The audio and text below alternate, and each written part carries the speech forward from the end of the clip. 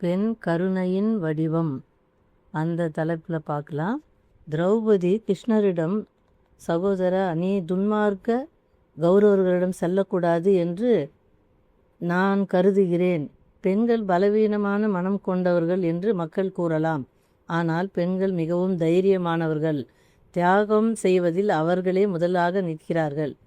மகாபாரத போர்க்களத்தில் ஓரிரவில் துரோணாச்சாரியாரின் மகன் அஸ்வத்தாமன் பாண்டவர்களின் குழந்தைகள் தூங்கிக் கொண்டிருந்த போது அவர்களை கொன்றான்.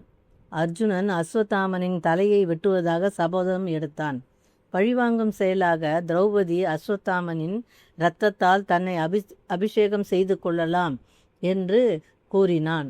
அஸ்வத்தாமனின் பின் சென்று அவனை கயிற்றால் கட்டி இழுத்து திரௌபதியின் முன் இழுத்து சென்றான். தன் குழந்தைகளை இரக்கமின்றி கொன்றவனை எந்த தாய்தான் மன்னிப்பாள்? ஆனால் திரௌபதி என்ன செய்தாள்? தீயவனை சபிப்பதற்கு பதிலாக அவள் அஸ்வத்தாமனின் காலில் விழுந்து, உன் தந்தை துரோணாச்சாரியாரின் காலடியில்தான் என் கணவர்கள் அனைத்தையும் கற்றுக்கொண்டார்கள். துரோணாச்சாரியாரின் மகனான நீ என் குழந்தைகளை கொன்றது தகுமா? ஆயுதம் ஏந்தாமல் அமைதியாக தூங்கி கொண்டிருந்த உன் மீது எந்த வெறுப்பும் இல்லாத, தீங்கு நினைக்காத பச்சிலம் பாலர்களை கொல்ல உனக்கு எப்படி மனம் வந்தது? கோபக்கணலில் இருந்த அர்ஜுனன் அஸ்வத்தாமனை தாக்க முற்பட்ட போது திரௌபதி தன் கையை உயர்த்தி அவனை கொல்ல வேண்டாம் என்று தடுத்தாள். அவள் சொன்னாள், ஓ பார்த்தா, பயந்தவனையோ, தைரியத்தை இழந்தவனையோ, தூங்கிக் கொண்டு இருப்பவனையோ, போதையில் இருப்பவனையோ, அடைக்கலம் கேட்கிறவனையோ, பெண்ணையோ கொல்வது நீதியல்ல. அஸ்வத்தாமனை நீங்கள் கொல்லக்கூடாது. ஏனென்றால் அவன் உங்கள் குருவின் மகன் என்று கூறினாள். அர்ஜுனா, இன்று என் குழந்தைகளின் மரணத்துக்காக நான் அழுகிறேன். நீ அஸ்வத்தாமனை கொன்றால் அவனுடைய தாயின் நிலைமை எப்படி இருக்கும் என்று கற்பனை செய்து பார்.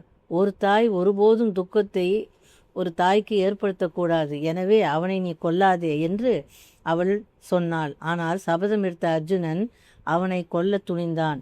அவள் அஸ்வத்தாமனின் முன்னால் நின்று அர்ஜுனனை தடுத்தாள். பீமனாலும் பொறுக்க முடியவில்லை. கோபத்தால் வெடித்து, அவனை விடுவிக்காதே, நானே என் வலிமையான முஷ்டியால் அவன் தலையில் அடிப்பேன் என்று கத்தினான். திரௌபதி அவனிடம் மன்னிப்பு கேட்டு மன்றாடினாள். மன்னிப்பு என்பது உயர்ந்த நல்லொழுக்கம்.